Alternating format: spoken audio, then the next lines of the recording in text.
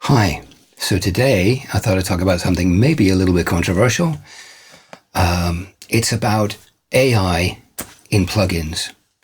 Now I do it in quotes because I'm not sure it really is AI and whether it really should be called AI. And I'll talk about that in a little bit. But I'm going to just start by saying I would recommend that if you're learning to mix or you want to improve your mixing game, that you don't use these AI plugins that kind of get a sound for you. Now, I'm not saying none of that's useful, and I think, there's levels of AI, which some elements of that can be a useful tool, but I advise against using them as a way to build your sound, to create a sound, and I'm going to explain why that is. Creating these videos takes significant time and effort. Supporters of the channel make it possible for me to continue to make more. If you find these videos useful and interesting, I invite you to support the channel. There are a range of things you can do. You can make a direct donation of any amount, become a monthly patron, buy some of my music, or buy some merchandise. I also have a range of courses available that cover all essential aspects of mixing, from getting started right up to advanced techniques. Links to everything are in the video description below. And finally, click that like and subscribe button. Thanks. So, I'm going to start by just talking a little bit about what we mean by AI in a plugin. I know somebody extremely well who is a senior data scientist. They work with neural networks, vast computing power, all of that stuff, and they know about all of that kind of thing. And they have explained to me, and I am not a data scientist, I know nothing about this stuff, but they've explained to me that AI is not something you're going to get in a plugin running on a Mac or a PC. It takes vast data power, vast computing power, at least, in any kind of meaningful definition of artificial intelligence. And what we've got in these plugins is basically a somewhat more sophisticated algorithm than you might normally have. You've got some automatic processing going on. And calling it AI is really just marketing hype. It's not AI. It's not sitting there, doing artificial intelligence. It's a slightly more sophisticated algorithm. This is what I am told, and I know nothing about these kind of things. Personally, I'm not a data scientist, but I'm confident that this is the case and that it's basically marketing hype, calling it AI. It's what it is it's somewhat more sophisticated algorithms. So the first kind of thing that I would look at that fits this kind of idea is something like a resonance suppressing plugin like Soothe, for example. Now, I wouldn't call that AI, although there are some companies making things like that, calling it AI. Soothe, Oeak Sound doesn't call it that. I find that a really useful tool. It's one of the tools in my toolbox. If I have something that's harsh or something like that, I will try Soothe and see if it fixes a problem. If it doesn't, I might go to another similar tool, or I might go to a dynamic EQ that might fix the problem if they don't. And, there's no fix-all things, I don't find, with any of these kind of plugins. But you've got different tools in your toolbox, and if you've got a problem, you can use them, and one of them will probably do the job. So for that, great, really useful tool. But there are some that go further than that and actually listen, quote, what I would say, no, they don't listen to the music. They just look at the music. They look at the frequencies and volume envelopes and then of the music, and they calculate that. And they think, okay, I've been given a template come up with by a human being. I'm going to try to match what comes in to the template that some human being has created and built into the plugin, and they'll use conventional things like EQ and compression to try to take what you put into it and bring it closer to its template of how this thing should, in quotes, sound. But I'm going to talk about why I think using these AI plugins is not a good idea in some circumstances. And I would say if you are learning to mix, or if you're wanting to up your game, your mixing game, I would strongly advise you not to use them. Now I'll explain why. Now, if you're a really experienced mixer and you want to use them, of course, you do whatever you like. And I wouldn't say it would be a problem for somebody who's a very experienced mixer who knows exactly what they want to get.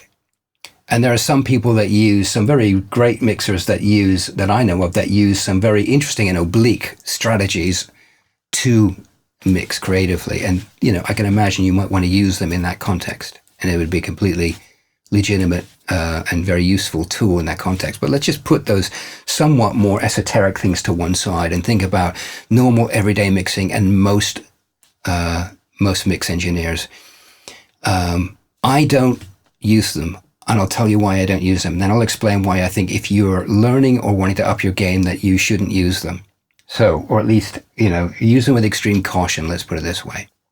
A great mix only happens because of two things. One, you've got a vision for what that mix should be, and you shape things to fit that vision. That's the only way, in my opinion, a great mix happens. And the other thing is, in order to get that vision, you need to be emotionally involved in the music. You need to understand, and music is a language of emotion. And if you get a piece of music, you need to understand the emotion of that music, and you need to do a mix, whatever's necessary in a mix, to project that emotion and get the most impact around what that is emotionally about in that mix. So you need to understand that. It's got to be human. You've got to, it's an art. It's not something that an artificial intelligence is going to understand, even if it had vast banks of computing power, let alone a plugin. It's not going to be able to do that. It's not going to understand the key essential ingredients of a great mix is the emotional impact that it gives the listener, the way that the mix helps the feeling of that song translate through to the listener. And that can only happen if you, as a mix engineer, feel that and understand it, and you mix, you get your vision based on that, a vision of how you're going to get that to happen, and then you mix and shape things into that vision. That's how you get a great mix. If you're not doing that and you're simply using automatic tools to create your sounds, you're not going to get a great mix, in my view. You'll be lucky if you get a good mix. You're certainly not going to get a great mix. Now, if you take some raw recorded music and it's not been recorded in a beautiful sounding place, it's close mic, your typical, in a small studio, you turn up the faders, it does not sound great, even if it's been well recorded. Because if you haven't gotten the sound of a beautiful recording room, you've got a lot of work to do in your mix. So it doesn't sound great. Now, if you put it through these automatic things, it might sound better than when it first came in. But sounding better than it first came in is a very, very far cry from a great mix, which, as I said, it's an artistic act. You get affected by the music, you understand the emotion of it, and then you have a vision of how those sounds could come together and be mixed to really create the best impact and the most effect from that music. And that's just not going to happen by letting a bunch of automatic tools do that for you. It's never going to happen, in my view. So I think that using those tools, if you are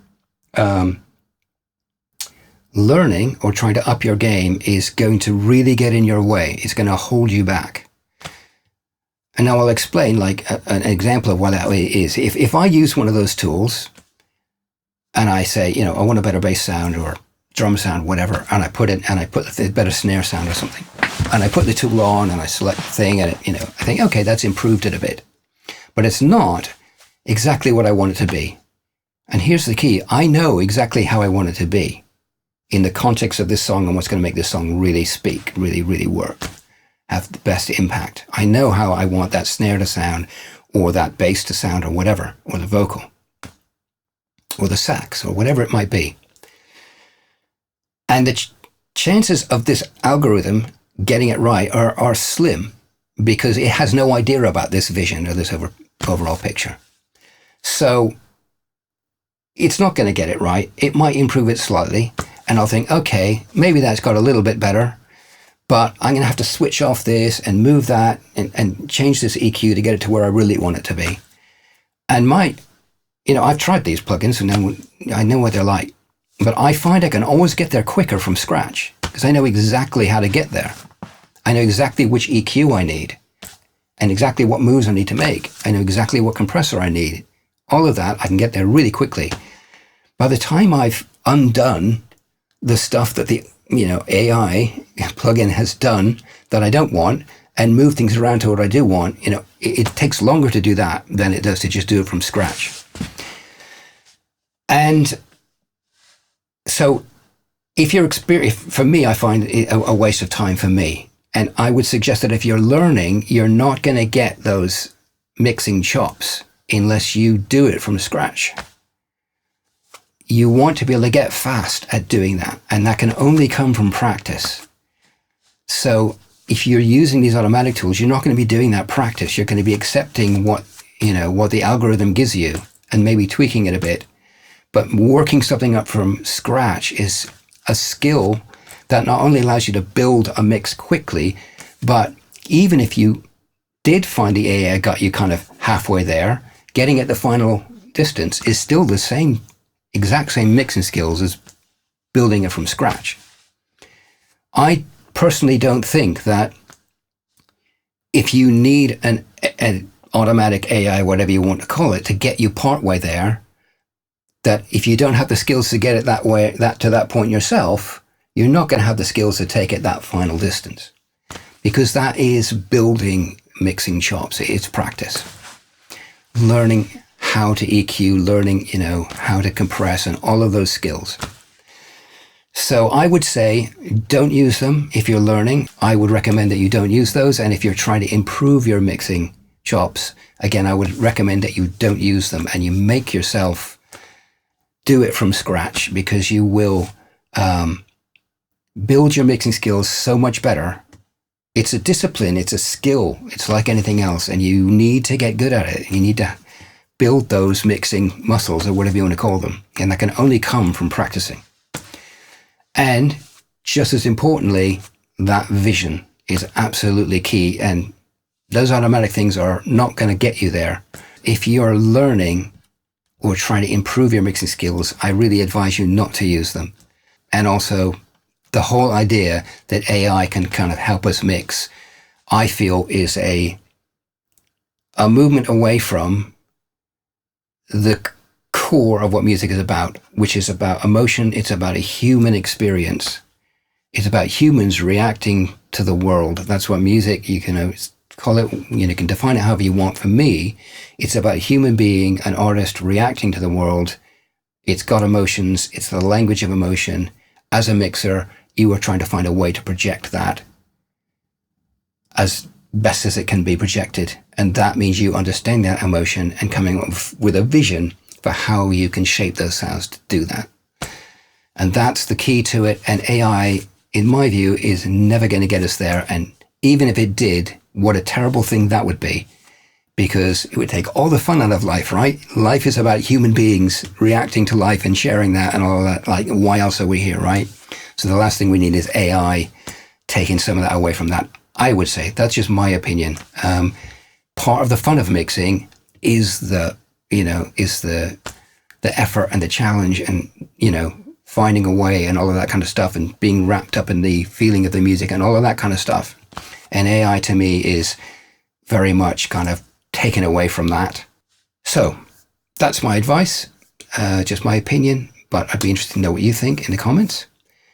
And hope to see you next time.